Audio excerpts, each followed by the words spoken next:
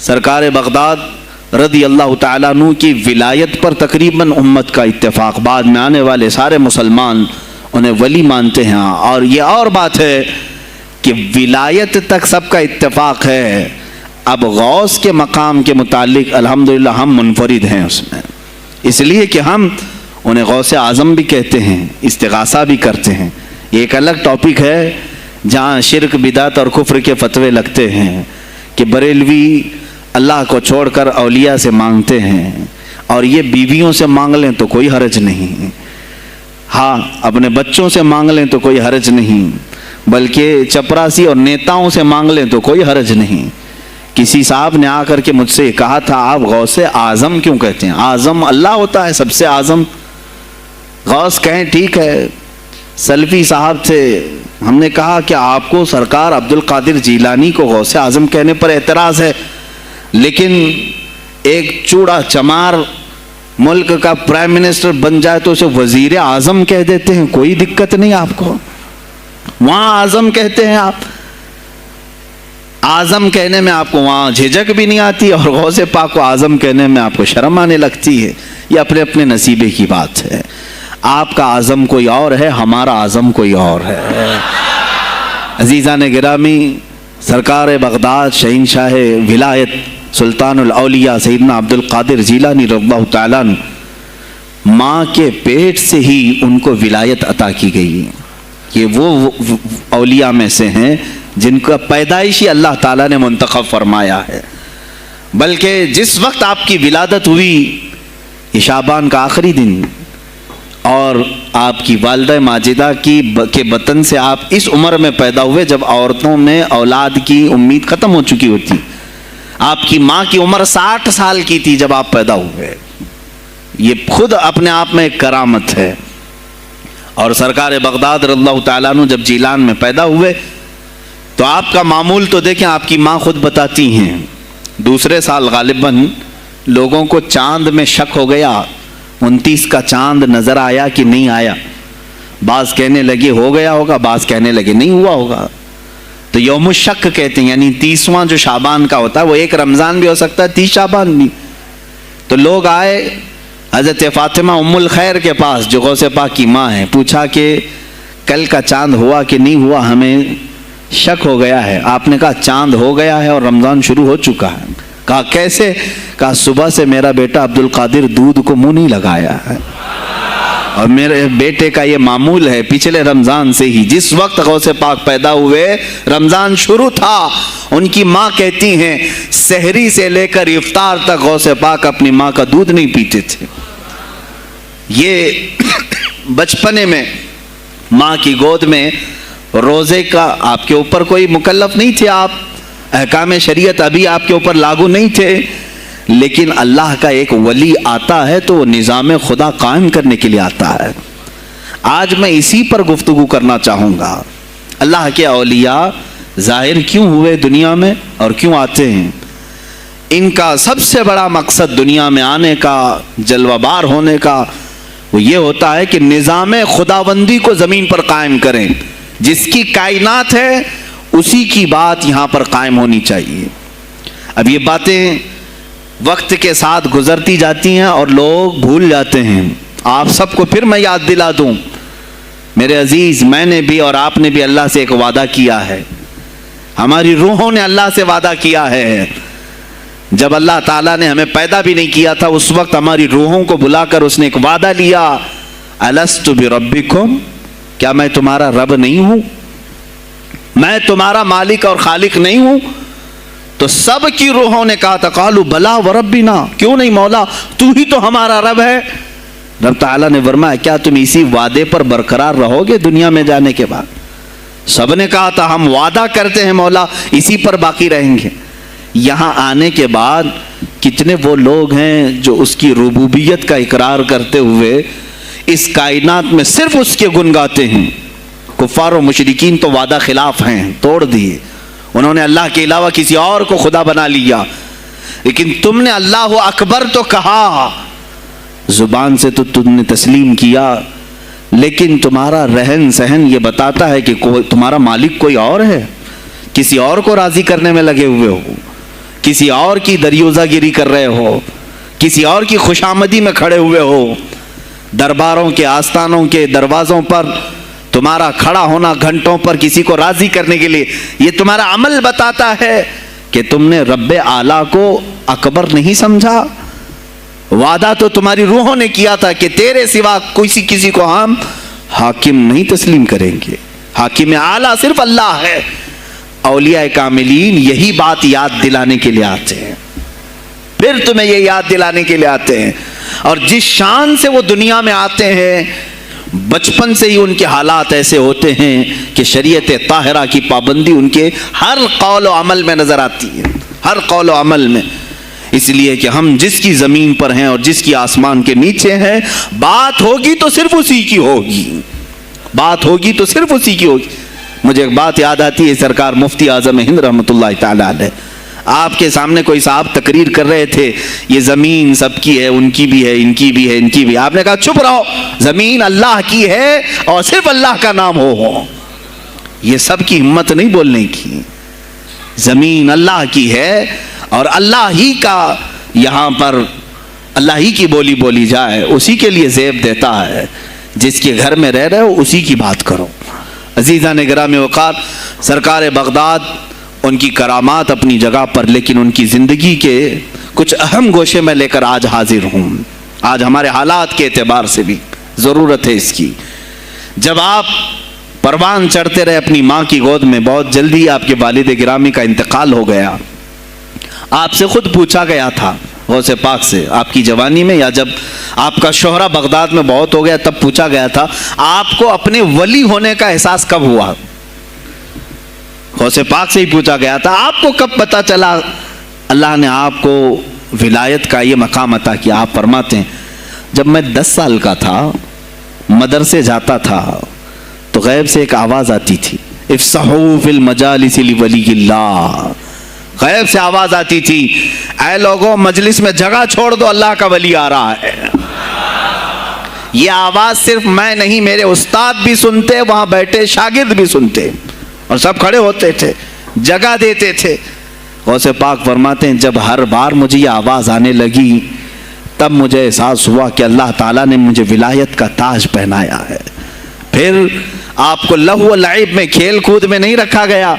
فرماتے ہیں ایک بار میں صرف ایک گائے کی پونچھ پکڑنے کی کوشش کر رہا تھا، گائے پلٹ گئی، فصیح عربی میں کہنے لگی الہذا خلقت ام بہذا امرت یا عبد القادر، اے عبد القادر کیا تجھے اسی کام کے لیے پیدا کیا گیا یا تجھے اللہ نے اس کام کا حکم دیا کہ میری پونچھ پکڑے؟ غوث پاک فرماتے ہیں میں چونک گیا کہ یہ ایک جانور مجھ سے عربی میں بات کر رہا ہے۔ اور اس کے بعد وہ گائے خود کہنے لگی اے عبد القادر تجھے اللہ نے اپنی مخلوق کے لیے بنایا ہے، اپنے بندوں کو راہ راست پر لانے کے لیے۔ غوث پاک فرماتے ہیں اس کے بعد زندگی میں کبھی کھیل کود کی خواہش بھی نہیں آئی، کھیل کود کی خواہش بھی نہیں آئی، کبھی تصور بھی نہیں کیا۔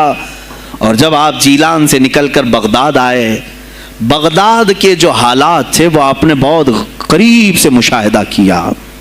میرے عزیزو، آج کے جو حالات ہیں نا، آج کے جو حالات میں نے پڑھا، اس سے بھی زیادہ ڈینجر حالات اس زمانے کے تھے۔ آج لوگ حالات کی شکایت کرتے ہیں، بہت سارے علماء مولانا ہم سے کہتے ہیں حالات اب صحیح نہیں ہیں، ویسے نہیں ہے پہلے۔ میں تمہیں غوث پاک کے حالات بتاتا ہوں، اس وقت سیاسی حالات کیا تھے۔ اس وقت سیاسی حالات اتنے خطرناک ہو چکے تھے، بغداد میں شیعوں نے اپنا گڑھ جمایا تھا، یہاں تک کہ ہر عالم پر، ہر واعظ پر، ہر امام مسجد پر پابندی تھی۔ سیدنا ابو بکر صدیق اور حضرت عمر کا کوئی نام نہیں لے سکتا تھا، کوڑے مارے جاتے تھے۔ شیخین کا اگر کسی نے نام لے لیا کسی عالم نے، کوڑے مارے جاتے تھے۔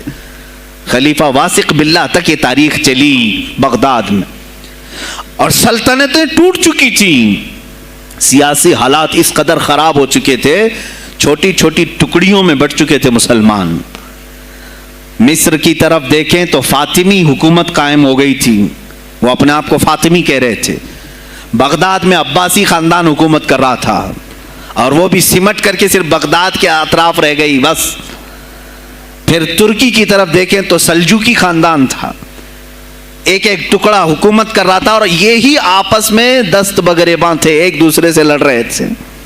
اور پھر پلس اس پر ایسا کہ بازنطینی جو عیسائی تھے, صلیبی تھے, ان سلطنتوں کو آپس میں لڑا کر کے اس قدر شدت پیدا کر چکے تھے کہ بغداد والا مصر نہیں جا سکے, مصر والا ترکی نہ آ سکے. پھر ادھر بخارا, سمرقند, نیشاپور, یہ جو رشیا میں ہیں آج, ازبکستان وغیرہ میں, یہاں الگ ایک سلطنت قائم تھی اور ہند میں الگ کفرستان تھا. سب جگہ الگ الگ حالات تھے. اور مسلمانوں کے لیے اس زمانے میں ایسے حالات ہو گئے جیسے لاک ڈاؤن ابھی کا سیم. میں آپ کو بتا دوں سچویشن. لاک ڈاؤن میں کیا ہوا تھا معلوم ہے؟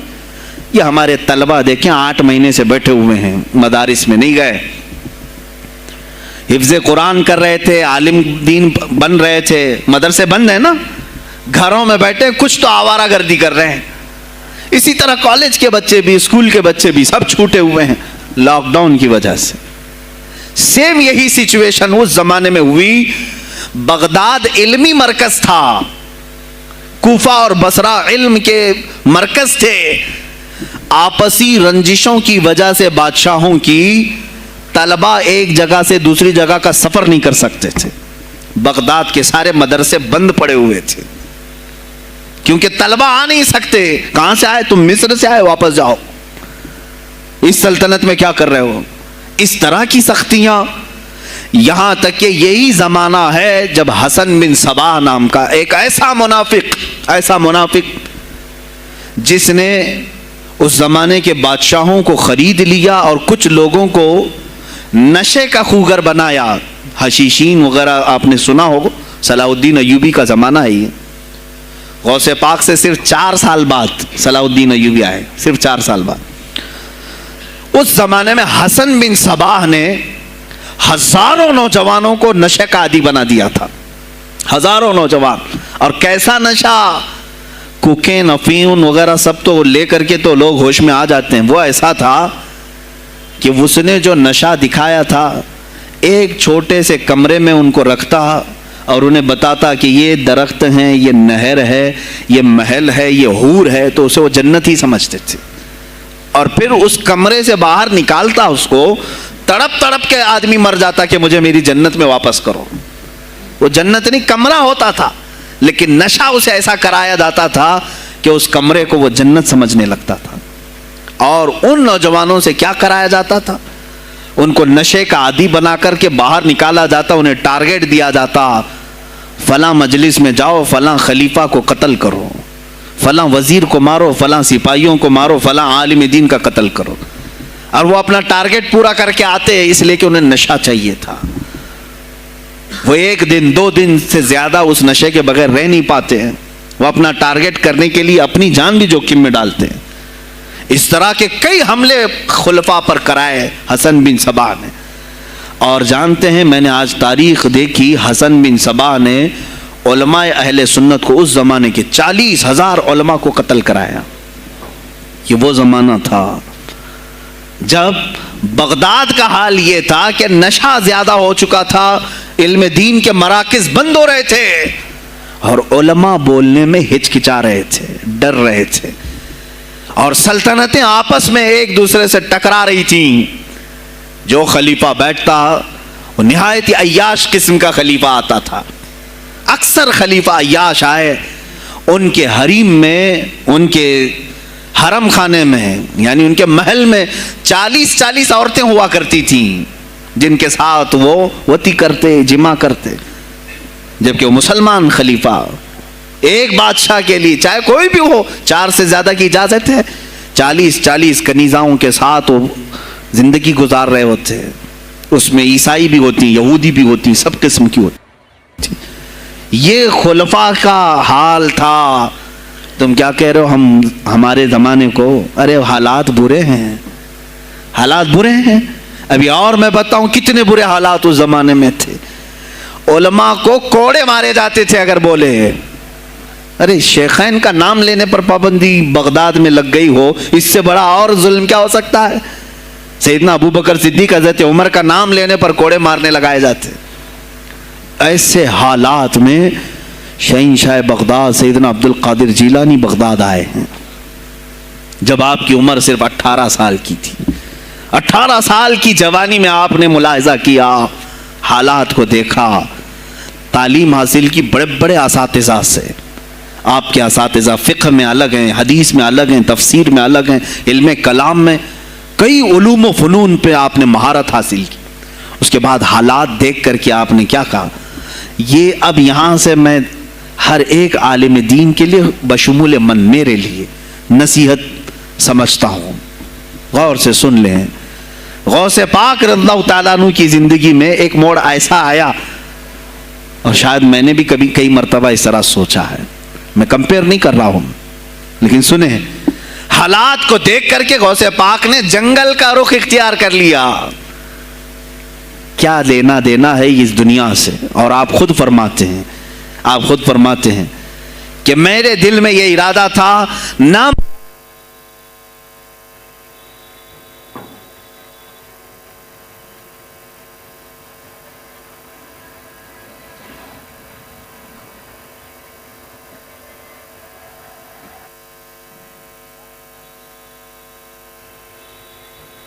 हैं, मेरा इरादा हुआ जंगल में ऐसी जगह रहूं कि ना मुझे मखलूक देखे और ना मैं मखलूक को देखूं, इबादत में ऐसे मसरूफ हो जाऊं। जंगलों में आप इबादत करते रहे, लेकिन फरमाते हैं मुझे गैब से आवाज आई अल्लाह रब्बुल इज्जत की तरफ से, कहा ए बंदे कादिर, आपका नाम ही अब्दुल कादिर है, ए कादिर के बंदे, तुझे अल्लाह ने जंगलों के लिए नहीं बनाया, उम्मत मुस्तफ़ा की रहनुमाई कर, खल्क़े खुदा तुझसे नफा हासिल करे, वापस आ जा। गौसे पाक फरमाते हैं मेरा इरादा तो था कि मैं अपनी ज़िंदगी अल्लाह की याद में फ़ना कर दूं, लेकिन मैं शहर सिर्फ इसलिए वापस आया कि जंगल में सिर्फ मेरी इस्लाह हो सकती है, शहर में पूरी उम्मत की इस्लाह हो सकती है। उलमा के लिए यही आज नसीहत है, तुम चाहे तो गद्दी नशीन बन जाओ, सज्जादा नशीन बन जाओ, झोली नशीन बन जाओ, जंगल नशीन बन जाओ, हो सकता है तुम्हारे अपने फायदे के लिए तुम सोच सकते हो। मैंने अभी ये कहा, मेरे दिल में इरादा था कि गोशा नशीन होकर के अपनी इबादत करें, अपनी आखिरत की फिक्र करें, नहीं, उलमा को अल्लाह ताला ने इल्म अता किया है उम्मत मुस्तफ़ा की रहनुमाई के लिए, यह अमानत है, चाहें तो भी छुप ना सकें। अजीज़ा ने गिरामी वक़ार, गौसे पाक रज़ियल्लाहु ताला अन्हु वापस बगदाद आए। अच्छा, वो इतनी इबादतों के अरसे में जानते हैं कहाँ कहाँ का सफ़र नहीं किया उन्होंने, जंगलों का सफ़र, सहराओं का सफ़र, बयाबानों का सफ़र, यहाँ तक कि श्रीलंका की सरजमीन तक पहुँचे, मुल्तान तक आए।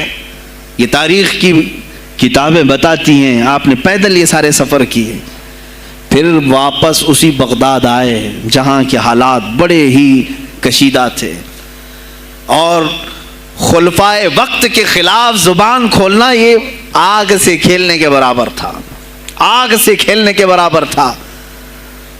और सबसे बड़ा मसला तो गौसे पाक के लिए ये था कि आप बगदाद के नहीं थे, इराक के नहीं थे, आप जीलान से आए थे। जीलान ईरान में है।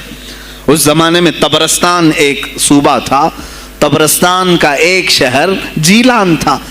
जीलान से आए हुए थे बगदाद में। आपकी जुबान फारसी थी, फारसी जुबान का एक तालिब इल्म बगदाद में आया है, और बगदाद पूरा अरबियों का है, फसीह अरबी बोलने वाले लोग, और निहायत ही अय्याशी में पड़े इनकी इस्लाह कैसे करें। दिल में बार बार ये एहसास होता।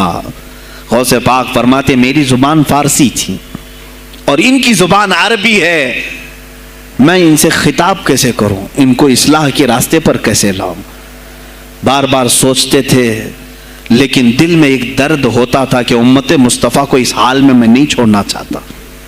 एक दिन एक मस्जिद में गमगीन हालत में सोए, जोहर का वक्त था, नमाज पढ़ करके आप आराम कर रहे हैं, और जैसी आंख बंद हुई सरवरे कायनात सल्लल्लाहु अलैहि वसल्लम तशरीफ लाए।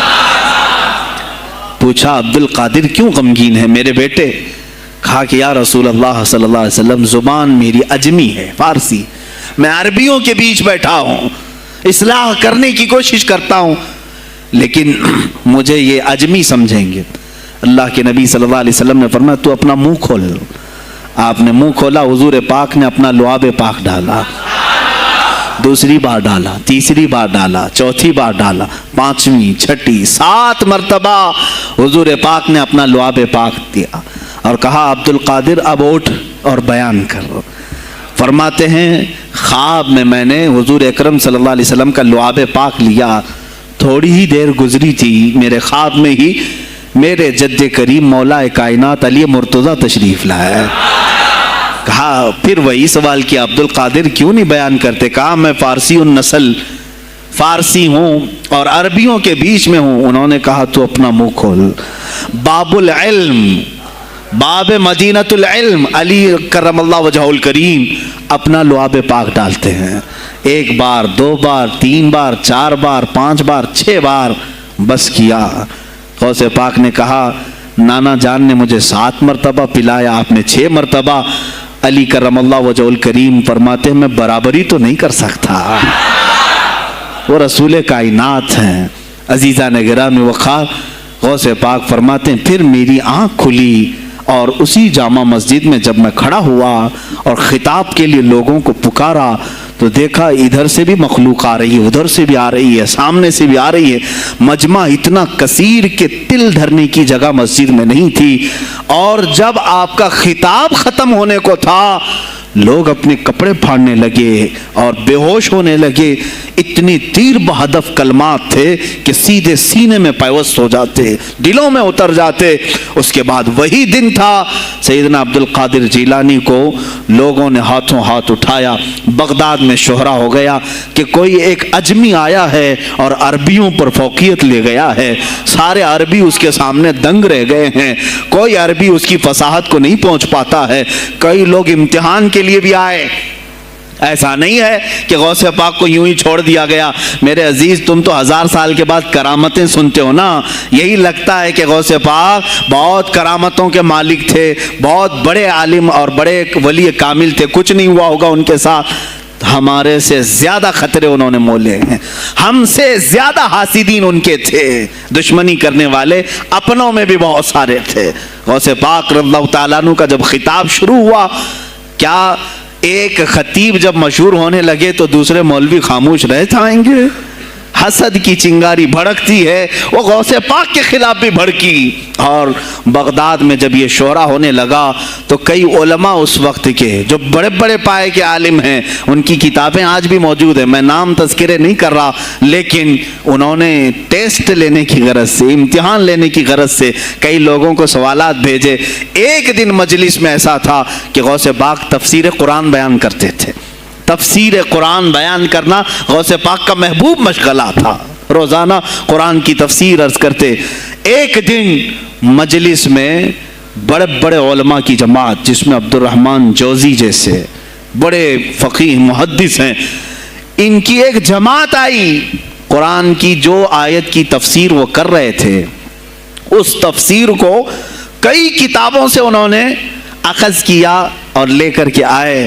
مجمع میں بیٹھے ہیں, غوث پاک نے تفسیر شروع کی. ایک آیت کی کتنی تفسیریں ہو سکتی ہیں, کتنی تفسیریں ہو سکتی ہیں. ایک تفسیر بیان کیا, اس کے بعد کہا اس آیت کی ایک دوسری تفسیر یہ ہے.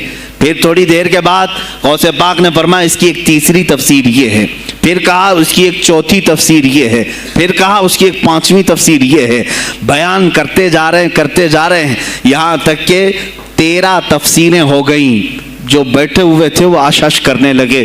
اس کے بعد اتنا ہی نہیں, آگے بڑھتے رہے, آگے بڑھتے گئے. 40 تفسیریں ایک آیت کی آپ نے بیان کی. جو آئے تھے وہ کھڑے ہو گئے اور اس کے بعد غوث پاک رضی اللہ تعالیٰ عنہ کو دیکھنے لگے.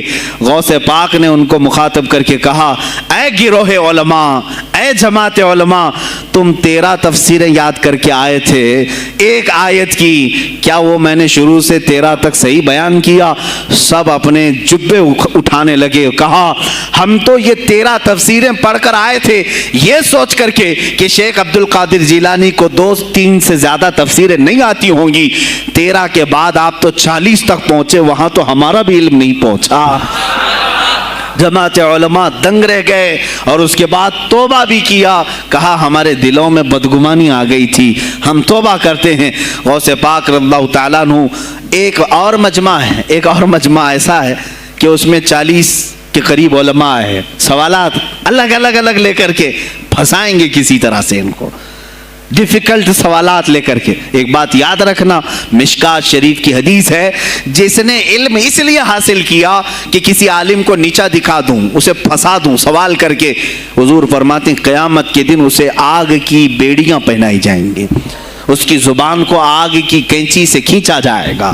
اس لیے علم حاصل مت کرو، کسی کو نیچا دکھانا، کسی کو بیوقوف بنانا، ایک کتاب کہیں سے پڑھ کر کے آئے مولانا کے پیچھے پڑ گئے، یہ بتاؤ صحیح ہے کہ نہیں ہے، پھر اگر اس مولانا صاحب کے دماغ میں اس وقت وہ مسئلہ نہیں تھا، انہوں نے کہا نہیں معلوم، تو آپ کو لگا کہ ہاں میرے سے زیادہ تو ان کو بھی نہیں معلوم، تم نے تو ایک ہی چیز حل کر کے ان کے سامنے پیش کی ہے۔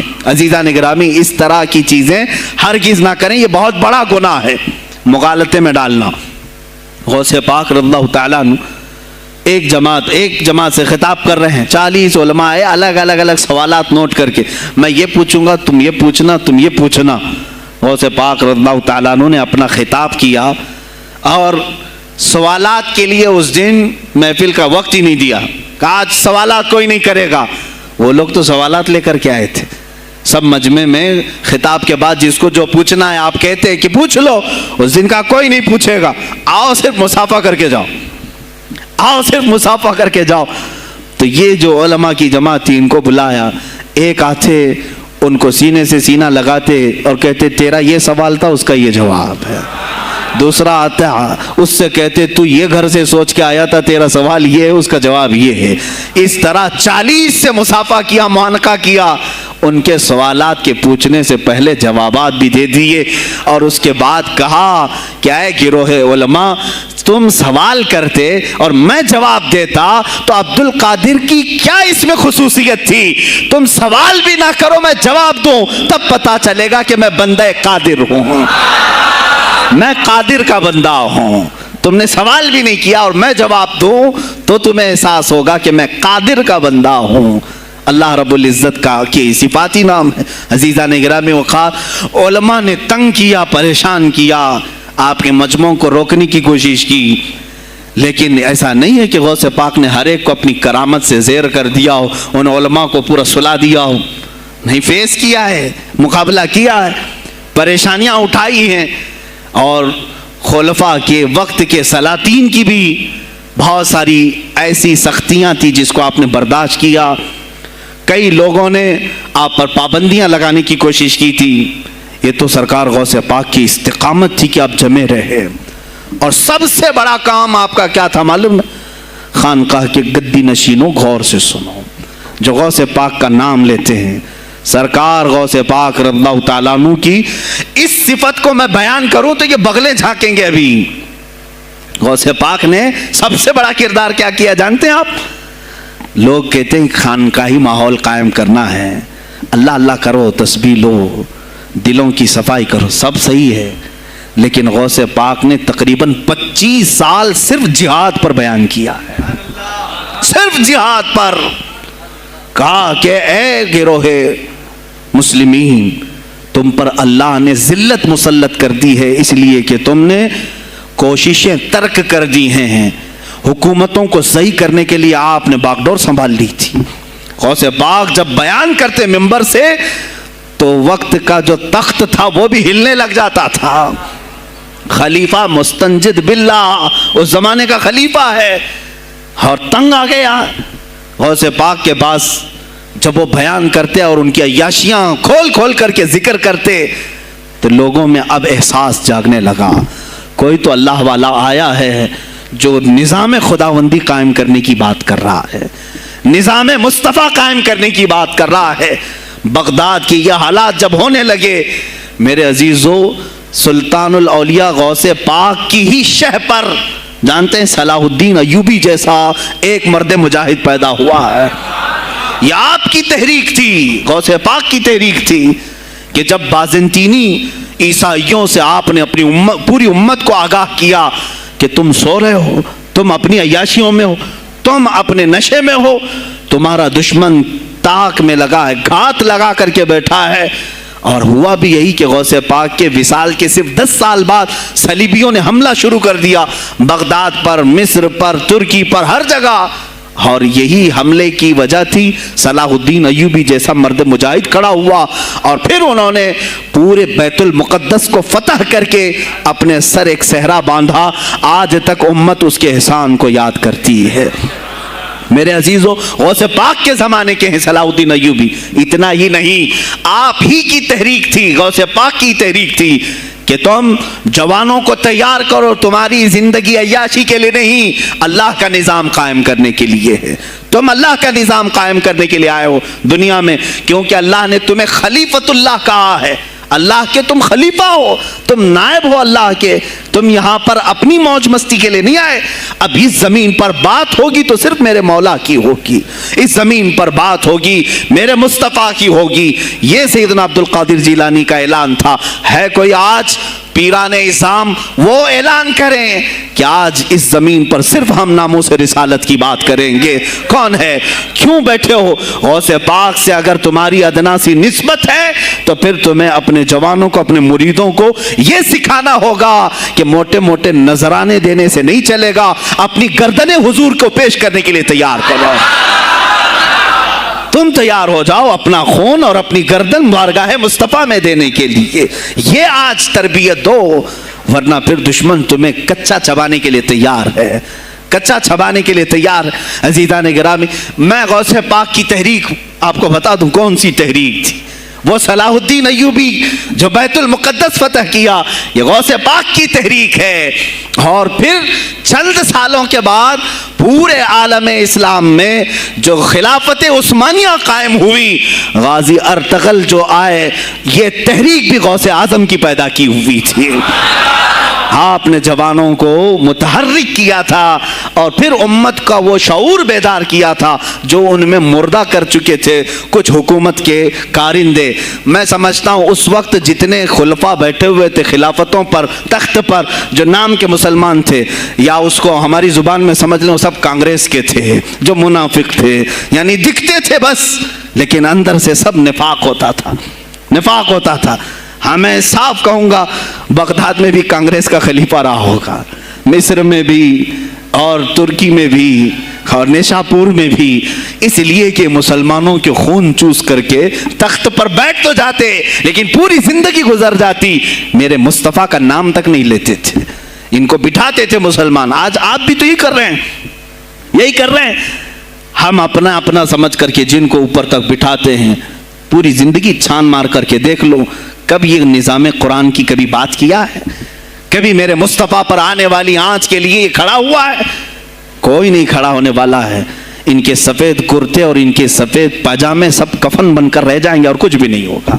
अज़ीज़ान गिरामी वक़ार, आपको सरकार बगदाद रज़ी अल्लाह ताला अन्हु की तहरीक में बताऊं, तुर्की से निकलने वाली खिलाफत उस्मानिया गौसे आज़म की पैदा की हुई तहरीक थी। इतना ही नहीं, आपके आखिरी ज़माने में सरकार ख्वाजा गरीब नवाज मोइनुद्दीन चिश्ती रज़ियल्लाहु ताला अन्हु की मुलाकात बगदाद में हुई। मोइनुद्दीन अजमेरी रज़ियल्लाहु ताला अन्हु की मुलाकात हुई। तारीख दान ने लिखा, आज मैंने पहली मरतबा इसको पढ़ा और आपके सामने पहली बार बता रहा हूँ, सरकार बगदाद और हज़रत ख्वाजा गरीब नवाज की मुलाकात के बारे में बहुत सारे बातें चलती हैं किताबों में भी, मैंने अपने मुर्शिद से भी पूछा था।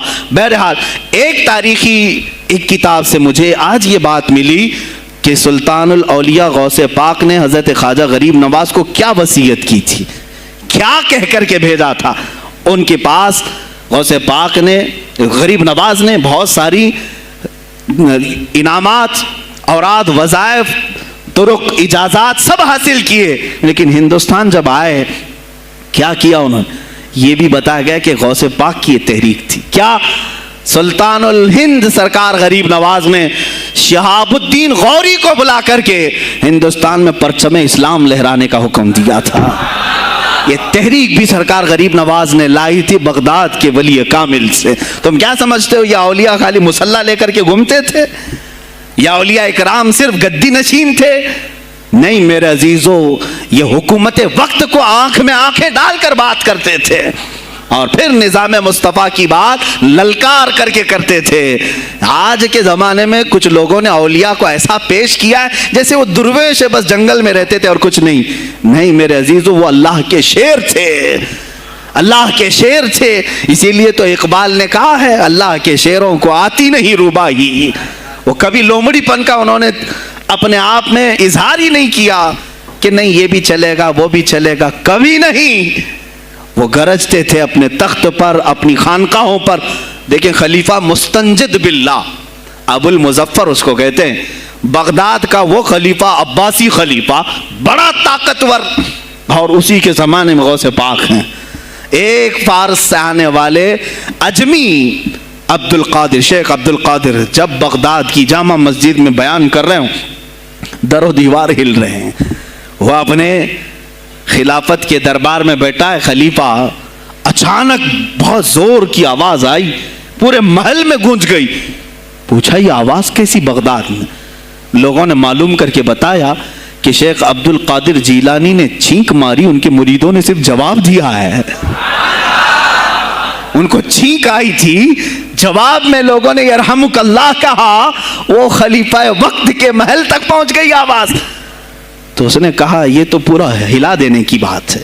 ایک بات یاد رکھو میرے عزیزو، آواز ہو سکتا ہے تمہاری مسجد سے باہر جائے نہ جائے، تمہاری آواز کا دار و مدار تمہارے گلے پر نہیں ہے۔ ایک بار تم پکارو گے، پہنچانا میرے مولا کا کام ہے۔ اب ہماری آواز کہاں کہاں تک پہنچتی ہے، کس کے ٹائر پھٹتے ہیں، یہ سب بات کی بات ہے۔ تم پکار کر کے تو دیکھو اللہ رب العزت کے نام پر۔ عزیزان گرامی وقار، مستنجد باللہ آیا اور وہی کیا جو ہر عیاش کرتا ہے۔ ظاہر سی بات ہے مولوی صاحب کچھ لے دے کے چھوڑ دو، جان بخش دو، جاؤ کہیں بیٹھو، آپ اللہ اللہ کرو۔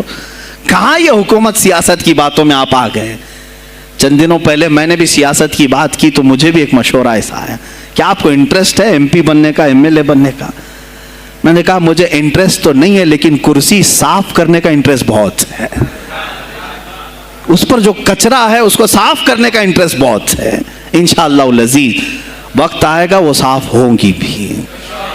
عزیزان گرامی، مستنجد باللہ 10 اشرفیوں کی تھیلیاں لے کر سونے کی غوث پاک کے دربار میں آئے۔ آپ مریدین کے ساتھ بیٹھے، ارے وہ حال و قال کی مجلسیں ہیں۔ مستنجد باللہ آیا، غوث پاک کی بارگاہ میں کہا کہ یہ حضور آپ قبول کر لیں، نذرانہ ہے۔ آپ نے کہا تو رکھ لے اپنا نذرانہ، تو اپنے پاس رکھ لے۔ کہا کہ ہدیہ قبول کرنا سنت ہے، آپ سنت کے خلاف کرتے ہیں۔ غوث پاک نے کہا اللہ ایک تھیلی لیا اور اپنے بغل میں دبا کر کے اس کو نچوڑنا شروع کیا تو اس سے خون ٹپکنا لگا۔ خون اتنا ٹپکنے لگا تو حاضرین مجلس دم بخود رہ گئے۔ خلیفہ مستنجد باللہ بھی دیکھ رہا تھا۔ غوث پاک نے فرمایا ابھی تو یہ ایک تھیلی ہے، میں 10 کو نچوڑوں گا تو یہ خون تیرے دربار تک پہنچ جائے گا، تیرے دربار تک پہنچ جائے گا۔ تو مجھے وہ اشرفیاں دینے آیا ہے جو تو نے غریبوں کے مال کو چوس کر کے حاصل کیا، تو مجھے خریدنے کے لیے آیا ہے۔ اگر مجھے تیرے خاندان کی حرمت کا خیال نہ ہوتا تو میں آج پورے بغداد کی نالیوں میں اسی کا خون بہاتا۔ خلیفہ مستنجد باللہ بے ہوش ہو گیا، اور اس کے بعد جب ہوش آیا اس نے توبہ کیا اور آپ کے ہاتھ پر بیعت بھی کیا۔ اب اس کے بعد وہ خلیفہ ایسا پاک ہوا، نظر غوث جو پڑی۔ اب اس کے بعد دربار خلافت کے حالات کیا ہو گئے سنیں۔ میں آج سیاست پر بات کر رہا ہوں۔ اب خلیفہ مستنجد باللہ کا دل جب صاف ہوا، 8 دن کے بعد وہ حاضر آیا، کہا سلطان الاولیاء اے شیخ عبد القادر جیلانی آپ حکم فرمائیں کہاں کس طرح کا گورنر رکھنا چاہیے، گورنر کس طرح کا ہونا چاہیے آپ دیں۔ غوث پاک نے اپنے خلفاء کو حکم دیا کہ لسٹ بنائی جائے، اسلامی سلطنت میں گورنر کون ہوگا۔ لسٹ بنی، کہا وہ ہوگا جس کی تہجد قضا نہیں ہوتی، وہ گورنری پر آئے گا جو سنت رسول کو ہلکا نہیں سمجھتا ہوگا، وہ گورنری پر آئے گا جس کی نمازیں کوئی قضا باقی نہ رہی ہوں، اس لیے کہ جو اللہ کا قرضہ باقی رکھے گا وہ لوگوں کا بھی مال کھا جائے گا۔ آپ نے لکھایا نام، خلیفہ مستنجد باللہ نے آپ کے اشارے پر گورنر پورے تبدیل کر دیے۔ ہر جگہ پر ایسے لوگوں کو رکھا جو سرکار غوث پاک کے یا تو مرید تھے یا خلیفہ تھے یا شاگرد تھے، اور ان کے دلوں میں اللہ کا خوف تھا، اور وہ پورے بغداد اور آس پاس کی سلطنتوں کو سنبھالے ہوئے تھے۔ ایک وقت ایسا آیا کہ وہی چند سال پہلے جو بغداد نشے میں ڈوبا ہوا تھا، 10 سالوں کے بعد لوگ کہنے لگے کہ آج بغداد ایسا لگ رہا ہے جیسے عمر بن خطاب کا زمانہ آ گیا ہو، عمر بن خطاب کا زمانہ آیا ہو۔ تم نے تو غوث پاک کی 11ویں کھائی ہے نا، اصلاح حکومت ان سے نہیں سیکھا، وہ آئے تھے نظام تبدیل کرنے کے لیے۔ آج میں علماء سے بھی یہی کہوں گا، تم حق بات تو پہنچاؤ قوم تک۔ آج حالات ایسے ہیں میرے عزیزوں، ڈر اور خوف ان کے سینوں پر طاری ہوا۔ کس بات سے ڈرتے ہو؟ کیا تم نے اللہ کی ذات پر ایمان نہیں لائے؟ یہ نہیں کہتے ہو موت و حیات اللہ کے ہاتھ ہے، رزق اللہ کے ہاتھ ہے، پھر ڈرتے حکومت وقت سے کیوں؟ مجھے ابھی چند دنوں پہلے ایک میسج یہ بھی آیا تھا کہ حضرت آپ تو پاکستان کے علامہ خادم حسین کی تعزیت پر بیان کر رہے ہو، آپ دیکھ نہیں رہے یہاں کا ماحول کیسا ہے؟ عزیزان گرامی، اس دن مجھے افسوس اس بات پر ہوا، سوال پر، ہائے افسوس، اس قدر تمہارے ضمیر مردہ ہو گئے، اس قدر تم بزدل ہو گئے، لاکھوں لوگوں کے دلوں میں شمع عشق مصطفیٰ جگانے والے پر تمہاری زبان بند ہے، تمہاری زبان بند ہے۔ میں نے صرف ایک جملہ کہا، کوئی فرق نہیں پڑتا، میں اس ملک میں رہ رہا ہوں جہاں کا پرائم منسٹر ایک سور خبیث فرانس کے صدر کے لیے ٹویٹ کر سکتا ہے، تو میں پڑوسی ملک کی کسی عاشق رسول کی تعزیت کیوں نہیں کر سکتا؟ کیوں نہیں تعزیت کر سکتا؟ اگر ہندوستان کی تخت پر بیٹھنے والے کو فرانس کے صدر سے کوئی دلی عشق ہے، محبت ہے، تم اس کی معشوقہ ہو یا محبوبہ ہو، مجھے فرق نہیں پڑتا، لیکن اتنا ضرور ہے عاشق رسول مشرق میں ہو، شمال میں ہو، جنوب میں ہو، مغرب میں ہو، جب اس کی روح جائے گی تو ہماری بھی روح تڑپے گی۔ ہماری ڈور بندھی ہوئی ہے مدینۃ الرسول سے۔ میرے آقا صلی اللہ علیہ وسلم کی جو بات کرے گا وہ پھر کسی بھی ملک کا باشندہ ہو۔ تم کہتے ہو تعزیت کے لیے، ارے میرے عزیز، اگر میں سامنے ہوتا تو اس کے قدموں کی خاک میں اپنے امامے پر رکھتا۔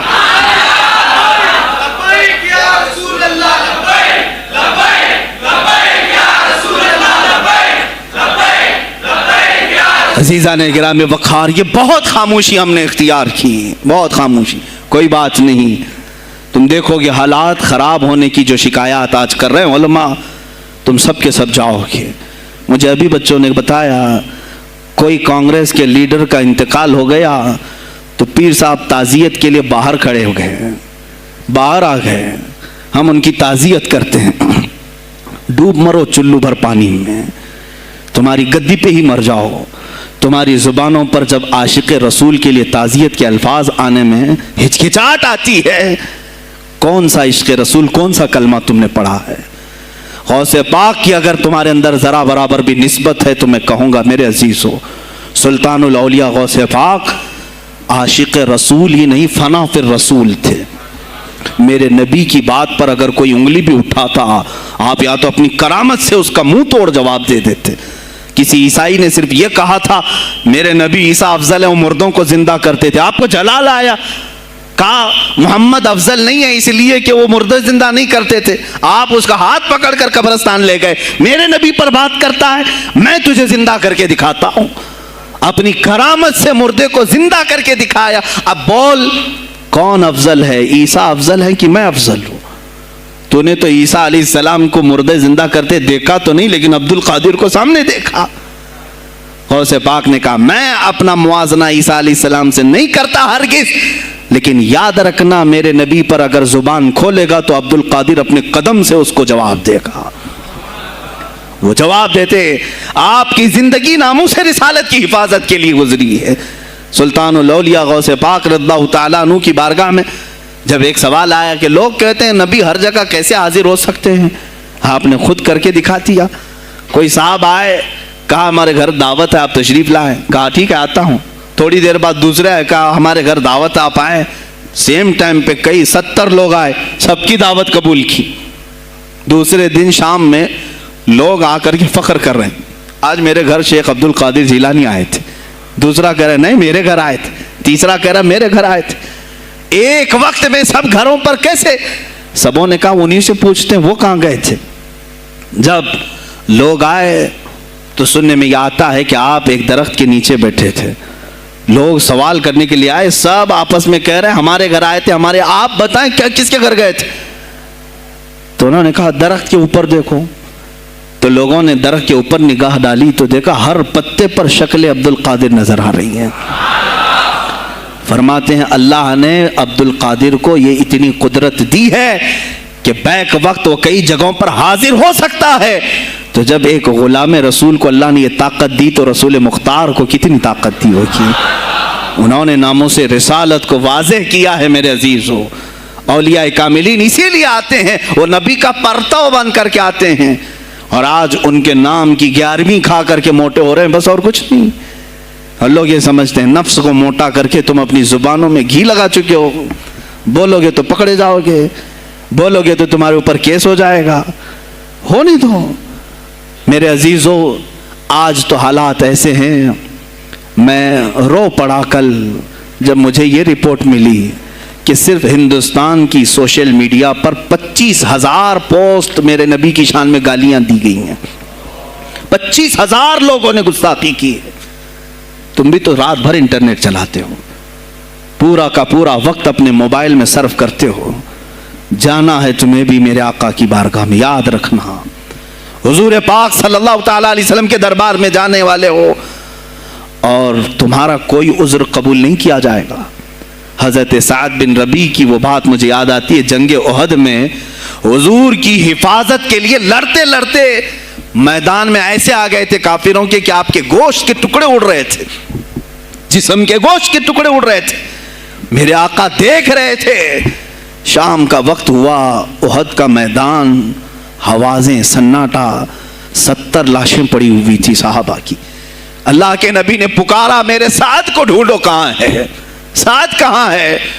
साहबा कहते हैं हम आवाज देने लगे साद तुम जिंदा हो, रसूल तुझे बुला रहे हैं। हजरत साद बिन रबी 7 लाशों के नीचे दबे हुए थे और सांसें भी चल रही थी, सांसें चल रही थी। साहबा ने जब आवाज देना शुरू किया कि रसूल पाक याद कर रहे हैं, वहीं से वो हरकत करने लगे। अंदर से आवाज दी, ए जवानों साद जिंदा है, मैं यहाँ लाशों के नीचे दबा हुआ हूं। हटाई गई लाशें तो देखा उनके जिस्म में कुछ बचा ही नहीं था, कुछ नहीं था, सब फट चुका है, पेट को तक चाक किया गया है, सांसें बाकी। साद बिन रबी कहते हैं ए साहबा शायद मैं रसूलुल्लाह तक नहीं पहुंच पाऊंगा, हुजूर ऊंचे टीले पर बैठे हुए हैं, शायद नहीं पहुंच पाऊंगा, मेरा सलाम मेरे नबी तक पहुंचा देना, हुजूर तक पहुंचा देना। लेकिन आने वालों को क्या कहा जानते हैं? मैं ए जवानों तुम सबसे कहूंगा आज के हालात में। साद इब्न अबी रबी कहते हैं ए साहबा मैं तो जा रहा हूं, मेरी आखिरी सांसें हैं, लेकिन अगर तुम्हारी आंखें चमकती रही, तुम्हारे जिस्मों में जान बाकी रही और मेरे नबी पर अगर किसी ने उंगली उठाई और गाली दी, मैं क़यामत के दिन उसे नहीं छोड़ूंगा।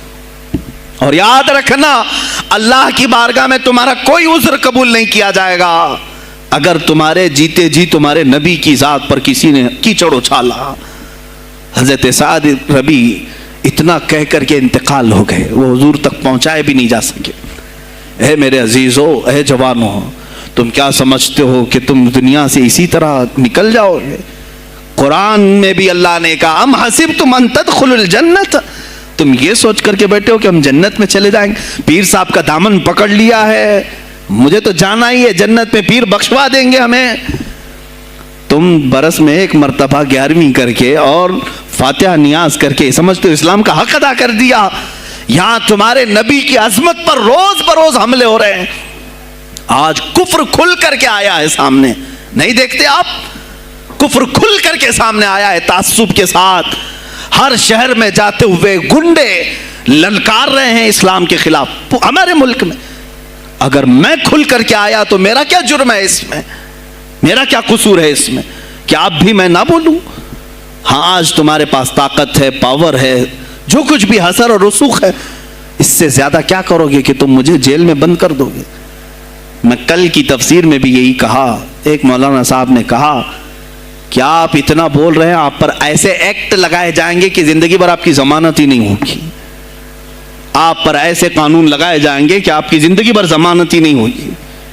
میرا دل یہ کہتا ہے اے لوگو، اس طرح جی کر فائدہ بھی کیا؟ ایسی آزادی کس کام کی جس میں روز اٹھتے ساتھ میرے نبی کی شان میں گستاخیاں ہم سن رہے ہوں اور حضور کو کوسا جا رہا ہو، ہم کھاتے پیتے گھوم رہے ہوں۔ اس سے بہتر ہے کہ جیل کی کوٹری میں ہم زندگی گزار لیں، کل بارگاہ مصطفیٰ میں اٹھنے والا چہرہ تو رہے ہمارے پاس۔ اگر اللہ کے نبی صلی اللہ تعالیٰ علیہ وسلم نے سوال کر لیا پکڑ کر کے کہ تیرے زندگی میں، تیری جوانی میں مجھ پر تو لوگ رنگیلا رسول کہہ رہے تھے، تو کیا کہہ رہا تھا؟ تو کیا کہہ رہا تھا اس زمانے؟ تم کیا کہو گے؟ اے اللہ کے نبی، میں مزدور تھا، میں کچھ نہیں کر سکتا تھا، میں غریب تھا، کام کاج کرتا تھا، میں کچھ نہیں کر سکتا تھا۔ یاد رکھو اس وقت میرے آقا تمہارے سامنے بلال حبشی کو لا کر کھڑا کر دیں گے۔ یہ کیا تھا بلال؟ یہ تو غلام تھا، اس کی پیٹھ پر سل رکھ کر کے پیٹھ گلا دی جاتی، تب بھی اپنی زبان پر میرا نام لینا نہیں چھوڑتا تھا۔ تم کون سی مزدوری کی شکایت لے جاؤ گے؟ بہانہ کرو گے اللہ کی بارگاہ میں، رسول کی بارگاہ میں بہانہ کرو گے؟ اے گروہ علماء، تم کو اللہ نے ممبر دیے ہیں خطابت کے لیے، اللہ نے اپنے رسول کا ممبر تمہیں دیا ہے، اس لیے نہیں کہ تم حکومت کی خوشامدی کرو، تم اپنے وقت کے طاغوتی قوتوں کی خوشامدی کرو، اس لیے نہیں، بلکہ آج تم سے قوم مصافحہ کر کے ہاتھ چومتی ہے صرف اس لیے کہ تمہاری زبان پر نام مصطفیٰ ہے۔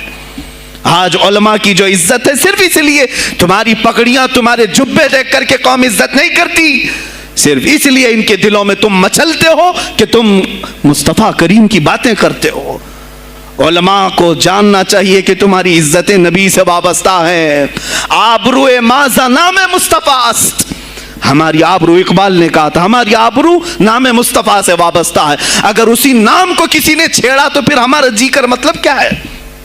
ہم کس کام کے؟ میں ایک مثال سے سمجھاتا ہوں۔ مسجد ہے، دیوار کے پینٹ کو اگر کسی نے کھرچ لیا تو ہو سکتا ہے معاف کر دیں، ہم اس کو چھوڑ دیں۔ کسی